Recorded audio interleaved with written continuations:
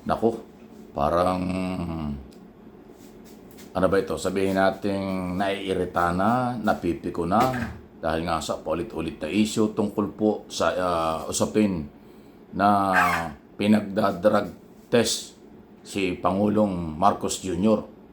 At parang ang dating, mga kaibigan, hindi na po nagugustuhan ng Malacanang ang isyong ito.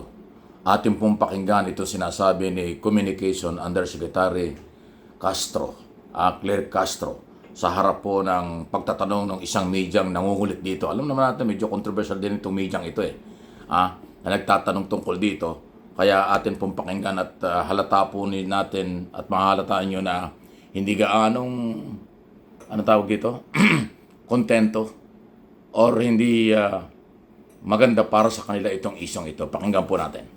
Yan, especially ang Pangulong Marcos na magpa-hair follicle test na siya hinihingi po para matuldukan na itong issue po ng di umano'y paggamit ng ipinagbabawal na gamot ng ating Pangulo.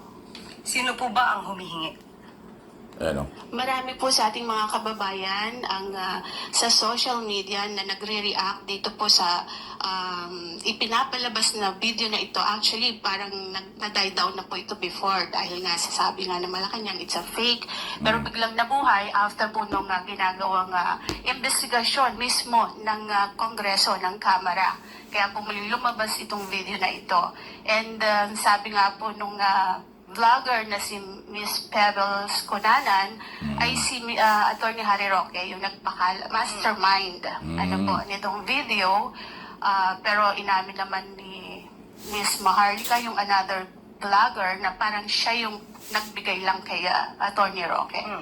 Kaya ang tanong ko po, sabi niya sa social media hinihingi. Sino po in particular ang mga masasabi niyo sa akin na humihingi ng ganitong klaseng pag-test? Ang ating pong mga kababayan Sino na po in particular? pwede po sigurong Ikaw na po ba? Sige po. Ikaw po ang humihingi? Okay. Pero po masabi lang ninyo na merong humihingi. Pero marami po sa social media So, po kayo ay nagbabasa po sa SOCMED, Madam Yusek. So, isa ka nga sa humihingi. Kasi po gusto Sige, tanong ko nga, isa ka ba? Kasi we have to be specific on this. Isa ka ba sa humihingi? Grabe ang mga kababayan po natin. So, isa ka sa humihingi. Actually, I'm a journalist. Hindi Kasi nga, naman po tanong ako ko nga. humihingi. Pero parang gusto ninyo na meron lang kayong basihan. basihan. Sino nga po? Kasi sabi niyo po kanina, ay napanood yun niya ata sa social Opo, Madam Sino po? Yusek, syempre kami po ay mga Pilipino rin. As a journalist, gusto po namin na hindi fake news. Yun pong aming ibabalita sa taong bayan. Okay, so humihingi po. Si Nagdidemand. Attorney Vic Rodriguez, di ba Okay. matagal na rin naman niyang hinihiling niyang hair follicle test. Okay, tanong po natin.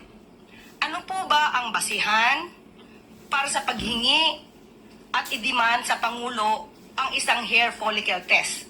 Ito po ba'y may pagbibintang na siya ay di umanong gumagamit ng illegal na droga? Kung may pagbibintang, liliwanagin po natin. Kung may pagbibintang sa Pangulo, yung nagbibintang ang dapat na magpatunay kung may ginagamit man o wala. Hindi po pwedeng gumawa ng kwento, walang basihan, isang guni-guni para masira ang Pangulo, at walang basihan. Kahit saan po na kaso, kung sino yung nagbibintang, siya ang magbigay ng pruweba. Hindi nyo pwedeng sabihin na, ito, gumagamit ka, patunayan mong hindi. Hindi po yon ang tamang logic. Kayo po na nagbibintang, kayong humihingi at nagdidemand sa Pangulo, kayo muna ang magpatunay na mayroon siyang ginagawang mali. Kapag wala po kayo napatunayan, wala po kayong karapatan humingi sa Pangulo ng anuman demand patungkol sa hair follicle test. Ayun, ayan po ang sagot na ni Palas Malacanang Press Officer at Undersecretary Attorney Claire Castro. Kita nyo? Ang kita nyo yung kulitan? O parang sabi natin kulitan. Mangyari po kasi mayroong isang Malacanang reporter na actually hindi lang sa isyong ito ng drug test siya minsan napapansin natin pasintabi na na iba yung mga tanong. Parang sabi nga nila baka naman member ng DDS, Duterte supporters yung reporter na yun, bakit laging ang tanong ay parang malayo kumpara doon sa pagtatanong nung ibang mga media. So kaya nagkukulitan silang ganon.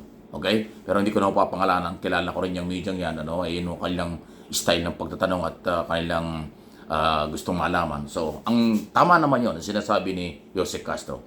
Yung mga nagrereklamo, dapat sila ang naglalabas ng pagpapatunay o ebidensya. Yun naman talaga kahit saan po Kahit na sa pribadong sektor o kahit sa gobyerno, pag nag-akusa ka, dapat meron kang pagpapatunay. Hindi naman talaga tama na yung inaakusahan mo, siya yung magbibigay ng ebidensya laban sa iyo o para sa iyo at laban sa kanya. Ganun po kasimple yun. Ito, para maintindihan lalo ng mga nakikinig sa atin na ang proseso ng paghahanap ng hustisya, paghahanap ng katotohanan. Halimbawa po ganito. Halimbawa, si Jose Castro, ako at si Jose Castro, sinabi kong si Jose Castro ay matalino, maganda, matapang. Abay, dapat kong sabihin, dapat kong patunayan yon kung paano ko sinabi yon.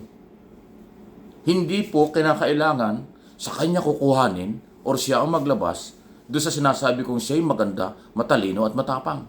Kailangan ako ang magpatunay nun dahil ako ang nagsabi. So kung sa kaso naman, katulad nun, halimbawa tungkol sa drug test nga, sinabi ko si Yosek ay baka gumagamit ng illegal na drugs. Ako ang dapat magpatunay doon na siya ay merong ginagawang mali o illegal. Hindi po pwedeng si Yosek ang maglalabas ng ebidensya laban sa kanya at papabor sa akin na nag-aakusa.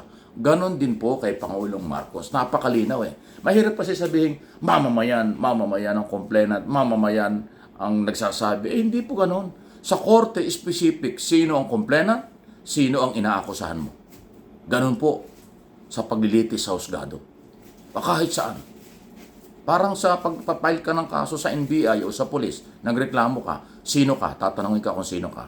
Pangalawa, sino nirereklamo mo? Ito po, ganito, nireklamo mo. Ano ang ebidensya mo at bakit mo siya nirereklamo? Ganyan ang tanong. Hindi pwedeng yung inirereklamo mo, yung inaakusahan mo, siya yung gagawa ng paraan para magbigay ng ebidensya laban sa complainant. Ganon po yan. 3 taon na pong pinag-uusapan niyang usapin laban sa illegal na di umano paggamit ng drugs ng ating Pangulo. Hindi naman ho nila napapatunayan Ayan, kaya po ganyan ang sitwasyon. So kayo po, napakalinaw ng sagot. Although medyo parang naiirita na si Jose Castro kasi nga po parang, alam niyo, abogado si Castro. Pangalawa, kahit hindi abogado, dun sa pagpapaliwanag at sinasabi ko rin, ang nag-aakusa, hindi puro salita lang. Hindi puro paratang lang. Kailangan meron talagang pagpapatunay. Ayan. Ano po inyo masasabi rito? Medyo masalimot ang iso, ano po? Pero malaya po kayo makapag-comment, react sa bagay na yan. Pero please like and share ng ating video.